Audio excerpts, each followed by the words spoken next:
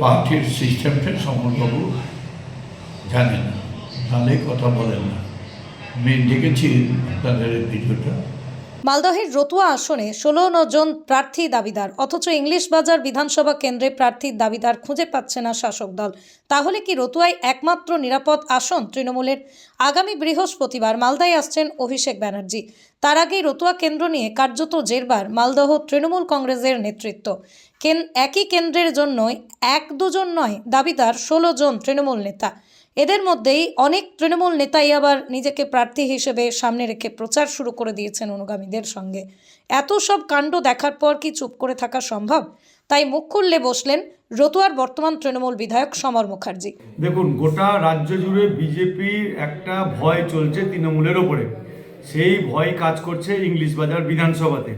তৃণমূলের যে সমস্ত ছোট মেজর নেতারা আছে তারা আমাদের কাছে স্বীকার করছে যে তৃণমূলের কোনো নেতা ইংলিশ বাজার বিধানসভায় দাঁড়াতে চাচ্ছে না। হয়তো তার জন্য সকলে এই কেন্দ্র থেকে দাঁড়াবার জন্য দাবিদার প্রকাশ করছেন। আর এই 16 জন তৃণমূল নেতার মধ্যে আমিও একজন রয়েছি।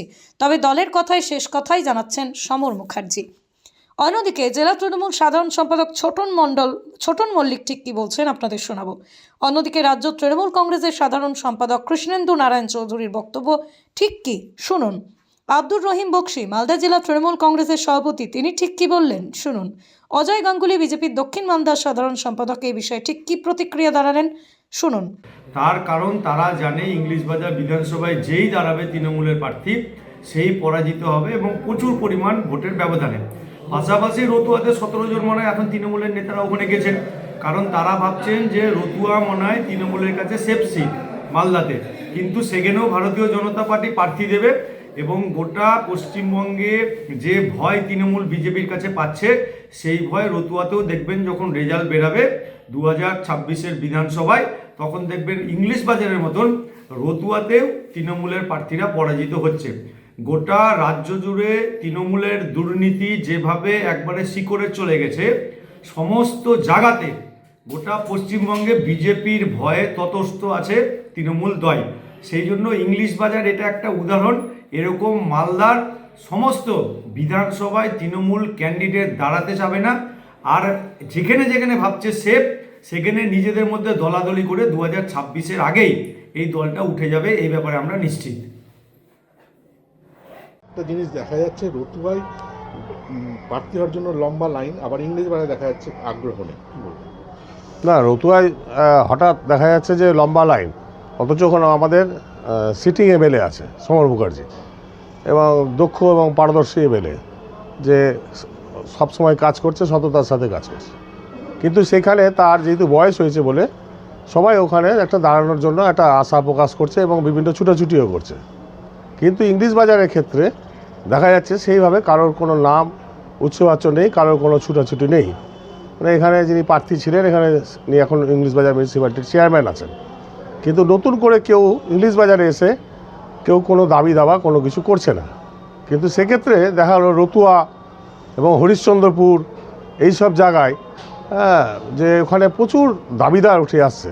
এই মুহূর্তে রতুয়ায় কতজন দাবিদার? এই মুহূর্তে রতুয়ায় প্রকাশ্যে প্রায় 5 জনের উপর দাবিদার, যারা যে কোনো সমাজ মাধ্যমের মাধ্যমে বা বিভিন্নভাবে বিভিন্ন প্রোগ্রামে ওখানে গিয়ে অ্যাটেন্ড করছে।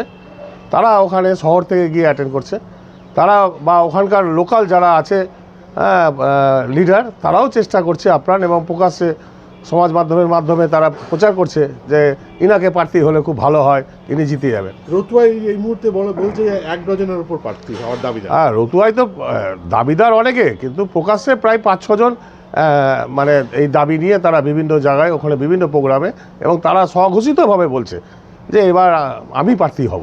কিন্তু সেই ছবিটা কেন? সেই ছবিটা দেখা যাচ্ছে যে ইংলিশ বাজারে নাই, কারণ ইংলিশ বাজারের দাবি এখনও অবধি নতুন করে কেউ কোনো দাবি করেনি। এটা কি বিজেপির ঘাঁটি বলে? বিজেপির ঘাঁটি বলে সে অর্থে নয়, কারণ ইংলিশ বাজার মিউনিসিপ্যালিটিও আমরা প্রচুর ভোটে এখানে জয়লাভ করেছি, লোকসভায় আমরা পিছিয়েছিলাম। সেক্ষেত্রে কিন্তু ইংলিশ বাজারের দাবি কিন্তু কেউ সেইভাবে প্রকাশ্যে আনছে না, বা কোনো সমাজ মাধ্যমেও বলছে না যে ইনাকে প্রার্থী করলে খুব ভালো রেজাল্ট হবে বা জিতে যাবো। এই মৌসুম চলে যাওয়াটা কি দলের ক্ষতি হলো? যে কোনো মানুষ চলে যাওয়া মানে কি তার পরিবারের ভোটটা নষ্ট হওয়া, মৌসুমের ক্ষেত্রেও মৌসুম চলে যাওয়া হ্যাঁ, দলের তো সবসময় একটা প্রতিষ্ঠিত লিডার, এমপি ছিল এবং দল তাকে প্রচণ্ড সম্মান দিয়ে রাজ্যসভার সংসদ করেছিল, জেলা সভাপতি করেছিল এবং এবার 4টা জায়গায় মৌসুম নূরকে কোঅর্ডিনেটর করেছিল, 4টা বিধানসভা কেন্দ্রের দল ওকে মানে অধিক সম্মান দিয়েছে। তারপরে যদি কেউ না করে তাহলে তো কিছু করার নেই। আপনার নাম পরিচয়? আমার নাম ছোটন মল্লিক, আমি জেলা সম্পাদক।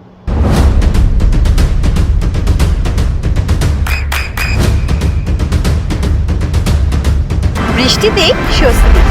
বৃষ্টি অ্যাকোয়া বিশুদ্ধ পানীয় জল। ভোটের প্রস্তুতি তো চলছে, শুরু হয়ে গেছে, অভিষেকও আসছে। মালদায় দেখা যাচ্ছে 12টি আসনের মধ্যে এই রতুয়ায় সবচেয়ে বেশি দাঁড়ানোর উচ্ছ্বাস কেন? আমার ঠিক জানা নেই যে রতুয়ায় বেশি আর ইংলিশ বাজারে কম, এরকম কথা আমার কাছে জানা নেই। আমাদের দলটা হচ্ছে তৃণমূল, আমাদের দলের নেত্রী হচ্ছেন মমতা ব্যানার্জি, আমাদের দলের নেতা হচ্ছেন অভিষেক ব্যানার্জি। তারাই ঠিক করে দিবেন কে কোথায় দাঁড়াবে। প্রার্থীর উপরে দাঁড়িয়ে আমাদের ভোট হয় না, মালদা জেলায় বিশেষ ভোট হয় না, ভোট হবে মমতা ব্যানার্জির নামে। ফলে যেখানে রাজ্য থেকে যার নাম আসবে সেই দাঁড়াবে এবং তাকে সবাই সমর্থন করবে। এটা কি মানেন তো যে রতুয়ায় দাঁড়ানোর ইচ্ছা প্রকাশ অনেকে করছে? না, আমাদের কাছে সেরকমের খবর নেই যে ইচ্ছা প্রকাশ করেছে, অনেকে কি করেনি সেটা আমার জানা নেই। চেষ্টা করছে, যদি কেউ চেষ্টা করে করতেই পারে প্রার্থী হিসাবে, কিন্তু প্রার্থী চূড়ান্ত করবেন মমতা ব্যানার্জি, অভিষেক ব্যানার্জিরা। সেক্ষেত্রে এমন কোনো কথা নেই যে কেউ ইচ্ছা প্রকাশ করলে প্রার্থী হয়ে যেতে পারবে। ইচ্ছা তো সকলেরই থাকে যে আমি প্রার্থী হয়ে এমএলএ হয়, দৌড়ঝাঁপ তো চলছে, সেটা সে করতেই পারে। কিন্তু সেই ক্ষেত্রে এবার আমাদের যেটা হচ্ছে যে অনেক কথা বলছেন, কিন্তু আমরা আপনাদেরকে বলে রাখি যে 12টা আসনের মধ্যে 12টা আসনে আমরা জিতবো।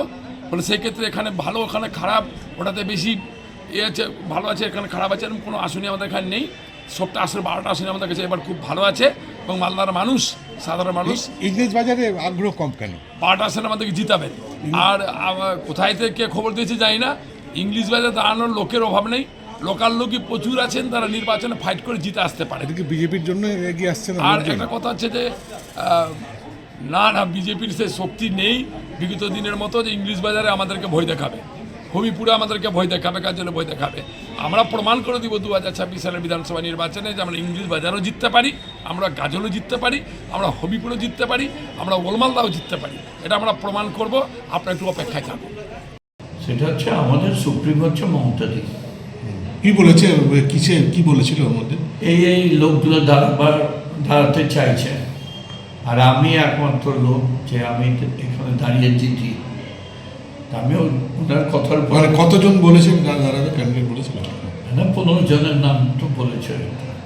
আমি এসব ব্যাপার নিয়ে কোনো মাথা ঘোরাচ্ছি না, শুধু একটা কথাই বলবো, আমাদের পার্টির লিডার হচ্ছেন মমতা দি। তিনি ঠিক করবেন কে কোথায় দাঁড়াবে, উনি যে নির্দেশ দেবেন আমরা সেই নির্দেশ অনুযায়ী চলব। এখানে নতুন করে কারো বলার কিছু নেই। ইংলিশ বাজারে দেখা যাচ্ছে আগ্রহ কম প্রার্থী হওয়ার কারণ? জানি না এই ব্যাপারটা কি হচ্ছে, পার্টি বলতে পারবে। এটুকু বলতে পারি যে তৃণমূলের এখনো মানুষের গ্রহণযোগ্যতা অনেক বেশি অন্যদের দলের থেকে। না, দেখা যাচ্ছে যে এটা কি এই জন্যই যে ইংলিশ বাজার মানে ক্যান্ডিডেট হয়ে এসছে কৃষ্ণনাথ চৌধুরী, এই জন্য অন্য কেউ এটাতে চাইছে না? আমি 3বার এখান থেকে বিধায়ক হয়েছি এবং হাইয়েস্ট ভোট 22,000 ভোট আমি জিতেছি। পরবর্তীকালে আমি হেরে গেছি এখান থেকে। সেখানে আমি এর আগেও বলেছি, মার্ক্সবাদী কমিউনিস্ট পার্টি, বিজেপি সবাই এক হয়ে এটা ঘটিয়েছে। সিপিএমের যেটা ভোট ছিল সেই ভোটটা ওরা মিনিমাম 25,000 ভোট ছিল, সেখানে ওরা পেয়েছে 10,000, 15,000 বিজেপিকে দিয়েছে। কংগ্রেসের সঙ্গে অ্যালায়েন্স ছিল, তারাও করেছে। বলে এই হিসাবটা আমরা দেখতে পেয়েছি। সেখানে 1 লক্ষর উপর ভোটে হেরেছি আমরা লোকসভা নির্বাচনে। এই জন্য কি ইংলিশ বাজারের আগ্রহ কম ক্যান্ডিডেট হওয়ার? বলতে পারছি না। আমি এটা বারবার বললাম যে এখানে তৃণমূলের শক্তি আছে, 12টা জায়গায় তৃণমূলের শক্তি আছে। তাহলে আপনাকে যদি ইংলিশ বাজারে যদি ক্যান্ডিডেট করে, আমি তো বললাম আমি হচ্ছে পার্টির একনিষ্ঠ কর্মী, মুখ্যমন্ত্রী যেখানে যা বলবে সেটা আমি করবো। নদিয়ার সব থেকে বড় English medium school JRS public school প্রায় ৩৫ বিঘা জমির ওপর গড়ে উঠেছে বিশাল ক্যাম্পাস। নার্সারি থেকে শুরু করে উচ্চ মাধ্যমিক, ITI college, law college, BEd college, ভর্তি চলছে জেআরএস পাবলিক। ব্যালকনি বা সিঁড়ির রেলিং, মডিউলার কিচেন বা ড্রয়িং রুম, এক কথায় আপনার স্বপ্নের বাড়িকে করে তুলুন আরো সুন্দর। Chakdah ply centre, gorgeous look বা কোয়ালিটি সবে 3 number 1 Chakdah ply centre. Chakdah ply centre, KBM, Chakdah, Nadia. করবেন কেন করবেন বুঝতে পারছেন না তো? সঠিক গাইডলাইন পেতে আজই আসুন নদিয়ার চাকদাতে নিবেদিতা প্রাইভেট লিমিটেডে। Nivedita private limited, marketing and distribution service. Chakdah aluminium centre, ply, কাঁচ, laminates, kitchen fittings, door lock, window ও অ্যালুমিনিয়ামের খুচরো ও পাইকারি বিক্রেতা। Chakdah aluminium centre, Purbalalpur 50 number রেলগেটের পাশে, চাকদা, নদিয়া। হোমওয়ার্কটা করেছো? হ্যাঁ স্যার। এ বাবা, ভুল করেছো কেন? চোখে কেমন ঝাপসা দেখছি, লিখতে আর পড়তে খুব সমস্যা হচ্ছে। চাকদার মডার্ন অপটিক্স থেকে ভালো চোখের ডাক্তার দেখিয়ে নাও। প্রতিদিন প্রকৃত চোখের ডাক্তার ও দৃষ্টি বিশেষজ্ঞ মডার্ন অপটিক্স, চাকদহে। স্যামসাং, জিও, রিয়েলমি, নদিয়ার একমাত্র অথরাইজড ডিস্ট্রিবিউটর ঘোষ কমিউনিকেশন, থানার মোড়, চাকদা। ভাবছেন 3 স্টার ক্যাটাগরিতে কাটাবেন? রুম রে মাত্র 1500 টাকা থেকে স্টার, খাওয়া দাওয়া রিজনেবল প্রাইস। নদিয়ার একমাত্র 3 স্টার ক্যাটাগরি হোটেল এনবি সোনার বাংলা হোটেল, কল্যাণী এইমসের ঠিক উল্টো দিকে, কল্যাণী, নদিয়া।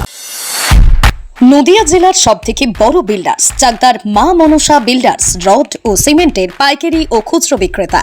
মা মনসা বিল্ডার্স, পদ্মবিলা, চাকদা, নদিয়া। রড কেনাকাটায় থাকছে ডিসকাউন্ট অফার।